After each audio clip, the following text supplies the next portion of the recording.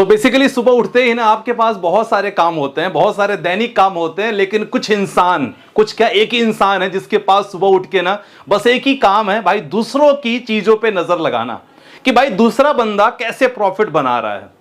और ये सच बता रहा हूं, ये जो क्रोकोडाइल जो कंडीशन कर रहे हैं ना, इसके कारण ना कि केवल अमेरिका की कंडीशन, इनफैक्ट पूरे वर्ल्ड की कंडीशन आने वाले समय में एक डर का माहौल बना हुआ है। As a investor point of view, as a investor सचमुच यहां पैनिक सिचुएशन हो गई है कि कौन से सेक्टर में हम क्या करें। अब इस इंसान की नजर पड़ चुकी है फार्मा सेक्टर को लेके, और फार्मा सेक्टर पे 200% टैरिफ लगाने का विचार कर रहा है ये इंसान। अब सोचो, ऑलरेडी आपने बहुत सारे अलग अलग सेक्टर पे टैरिफ अनाउंसमेंट कर दिया है। अब ऐसे कंडीशन पे हम क्या करें, क्योंकि देखो बिजनेस पॉइंट ऑफ व्यू देखा जाए तो हम लोग बहुत सारे कंट्रीज से डिपेंडेंट हैं, इनफैक्ट अमेरिका से ही बहुत सारे डिपेंडेंट, और डिटेल में आपको बताने वाला हूं। एज ए इन्वेस्टर क्या करो, सबसे इंपॉर्टेंट है 10,000 के लिए अगर आप एसआईपी कर रहे हो, एज ए बिगिनर हो तो आपके लिए पोर्टफोलियो मैंने बनाया है। और क्या हो रहा है भाई, भारत और यूएस के बीच में जो मिनी ट्रेड डील के बारे में बात चल रही है ना, क्या क्या मतलब माहौल क्या चल रहा है यार। अभी चारों तरफ न्यूज आ रही थी कि ट्रेड डील हो जाएगी तो काफी कुछ व्यारे नारे हो जाएंगे, लेकिन क्या ऐसा दिख रहा है, इसके बारे में अपडेट बताऊंगा, प्लस आपके पोर्टफोलियो। वीडियो बहुत इंफॉर्मेटिव होने वाली है, क्योंकि इससे आपको पता चलेगा कि कौन से सेक्टर के कौन से शेयर्स पे आपको लॉन्ग टर्म का नजरिया रखना है या अभी रुक जाना है। बहुत ही ध्यान समझना, वीडियो पसंद है दिल से लाइक करना, सब्सक्राइब कर ले, नोटिफिकेशन ऑल कर देना, सो दैट कल काफी लोग नोटिफिकेशन नहीं गया था तो काफी लोग पूछे, तो मैंने कहा देखो यार आप ऑल कर दो, सब्सक्रिप्शन पे क्लिक करके बेल आइकन पे ऑल कर देना। चलो स्टार्ट करते हैं। सबसे पहले बात है, थोड़ा समझते हैं कहानी। अब कहानी समझने के बाद क्या है, देखो क्या है कि रिसेंटली 50% का टैरिफ इन भाई साहब ने कॉपर पे लगा दिया है, 50% का टैरिफ। और यही कंडीशन है कि आपने, मैं नाम नहीं बताऊंगा, लेकिन कुछ ऐसे शेयर हैं जो ड्रास्टिक नीचे गिर गए हैं इस समय। तो काफी लोगों के टेंशन भरे माहौल में है कि 50% कॉपर पे टैरिफ लगा है, स्टील एंड एल्युमिनियम पे सर 25% टैरिफ उन्होंने मेंशन कर दिया है, लगा दिया है। अब इससे क्या कंडीशन हो रही है कि भारतीय गवर्नमेंट थोड़ी सी मतलब टेंशन में तो है, और सीधे दरवाजा खटखटा रहे हैं वर्ल्ड ट्रेड ऑर्गेनाइजेशन की। WTO के पास ऑलरेडी पहुंच चुके हैं और शिकायत है ना कि भाई क्यों ये कर रहे हैं, मतलब इतना ज्यादा वॉलेटिलिटी मार्केट में केवल बिकॉज ऑफ दिस पर्सन। और कुछ मतलब देखा जाए तो कुछ ऐसा समाधान ढूंढने की कोशिश कर रहे हैं वर्ल्ड ट्रेड ऑर्गेनाइजेशन के पास। मतलब वर्ल्ड ट्रेड ऑर्गेनाइजेशन आपको सबको पता है कि ऐसा समूह जो बेसिकली सभी देशों के बीच में बिजनेस बहुत अच्छे तरीके से हो, ये लोग मैनेज करते हैं। अब सबसे इंपॉर्टेंट है 200% टैरिफ फार्मा में, ये बहुत बड़ा टेंशन की बात है। अच्छा, टेंशन की बात इसलिए है क्योंकि मैं आपको डेटा दिखाना चाहूंगा। 2024 और 25 में भारत ने जो निर्यात किया था 9.8 अरब डॉलर का निर्यात हुआ था अमेरिका में, जो पिछले साल 8.1 अरब डॉलर था एक साल पहले, उसके बाद 24-25 में 9.8 हुआ था। और लगभग देखा जाए कि भारत जितने भी देशों को दवाइयां भेजता है 40%, टोटल में से 40% केवल अमेरिका को जाता है। क्यों? क्योंकि भारत में दवाइयां बहुत सस्ती हैं और अमेरिका को भी काफी फायदा होता है। लेकिन कहते हैं ना कि दूसरों की चीजें जब अच्छी चलने लगी तो नजर हम पे पड़ी गई। अब भाई साहब यहां ट्रम्प की नजर पड़ी कि देखो इतना ज्यादा प्रॉफिट भारत कैसे कमा रहा है। तो ट्रम्प ने अनाउंसमेंट किया है कि भाई 200% का टैरिफ हम लगा सकते हैं आने वाले एक साल के बाद। मतलब निगाहें पड़ गई है, नजर पड़ गई है कि बंदा यहां से प्रॉफिट लोगों को ज्यादा कमा रहे हैं। तो ये जो प्रॉफिट मार्जिन है ना, जो 40% हम लोग लगातार भेजते हैं, अब सबसे ज्यादा हम लोग इन्हीं को भेजते हैं। तो यहां अगर ये जो मिनी ट्रेड डील अभी तक फाइनल नहीं हुआ है, अगर ये फाइनल होती है, यहां कुछ रियायतें मिलती है तो वेल एंड गुड।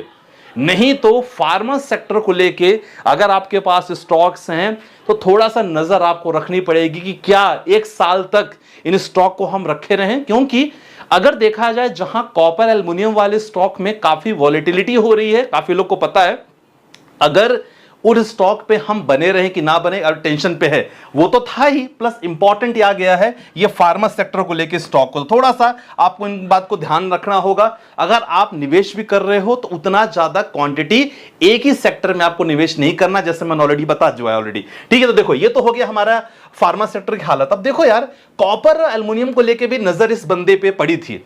अब ये बंदे को जब नजर पड़ी कि देखो मैक्सिमम भारत यहां से निर्यात कर रहा है बाकी देशों में, तो देखो इसने क्या कर दिया, 2 अरब कॉपर ऑलरेडी क्या होता था, 2 अरब कॉपर निर्यात हम लोग करते हैं, मतलब $36 करोड़, 17% केवल हम यूएस को कर रहे हैं। मतलब यूएस से देखा जाए तो हमारा अच्छा खासा बिजनेस है, 17% हम लोग कॉपर पे कर रहे हैं और दूसरा देखा जाए 40% हम लोग फार्मा पे कर रहे हैं। तो कहीं ना कहीं अगर ये जो मिनी ट्रेड डील अभी तक जो फाइनल नहीं हुई है, जब तक कोई डिसीजन नहीं हो पाता, आपको यह मत सोचना कि मार्केट में बहुत तेजी हो जाएगी। मैं आपको बताऊं, थोड़ा बहुत मार्केट में तेजी बन सकती है बिकॉज ऑफ अदर्स फैक्टर्स, लेकिन एक जो सोचते हैं ना कि कंसोलिडेशन जोन से मार्केट निकलेगा, केवल ये जब फाइनल होगा, क्योंकि सामने वाले की नजर तो पड़ गई है कि भाई भारत को कहां से प्रॉफिट हो रहा है। अब ऐसी कंडीशन पे एज ए इन्वेस्टर सबसे इंपॉर्टेंट है, आपको एक ही सेक्टर पे निवेश नहीं करना है। अगर आपका पोर्टफोलियो, मान के चलो आपका पोर्टफोलियो 100% आपने पोर्टफोलियो बनाया है, कम से कम आपके पास 10 सेक्टर के स्टॉक्स आपके पास होना चाहिए। अब मैं यहां डायरेक्टली बता नहीं सकता, डिस्क्रिप्शन नंबर है मेंशन, वहां से डायरेक्टली आप हमारे स्टॉक्स पोर्टफोलियो ग्रुप से जुड़ सकते हो।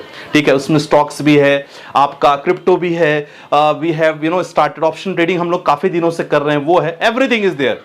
अगर आपको सर्विस चाहिए तो, नहीं तो कोई दिक्कत नहीं। ठीक है, तो इन चीजों को लेके आपका पोर्टफोलियो ध्यान रखना, क्योंकि काफी लोग क्या करते हैं ना, 2, 4, 5 लाख एक ही जगह इन्वेस्ट कर देते हैं और उसके कारण क्या होता है, बाद में पैनिक होते हैं कि साहब हमने तो इस दवा कंपनी में निवेश किया था, आज हमारा पैसा 60% डाउन है। तो ये साल भर का अल्टीमेटम दिया है देखो, और ये बंदा मूडी है, कभी भी कुछ भी कर सकता है, स्विंग करता है इसका मूड।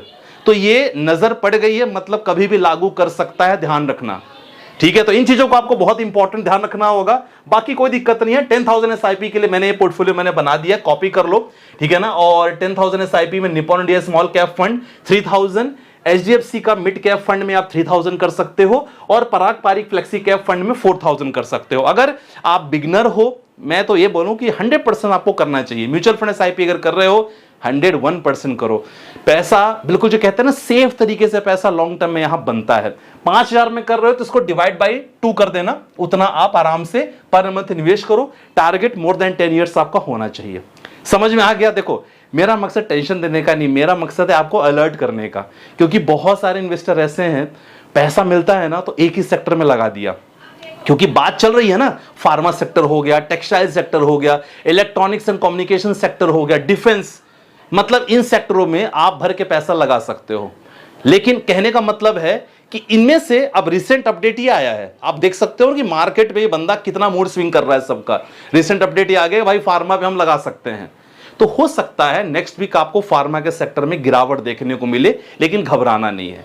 आप अगर प्रॉपर तरीकों से पोर्टफोलियो डाइवर्सिफाई करके रखोगे, टारगेट मोर देन 3 इयर्स रखो, कोई शॉर्ट टर्म टारगेट नहीं रखोगे, तब कोई दिक्कत वाली बात नहीं होगी। ठीक है, चलो आपके पोर्टफोलियो देख लेते हैं। काफी लोगों ने पोर्टफोलियो भेजा है और आप भी भेजते रहो।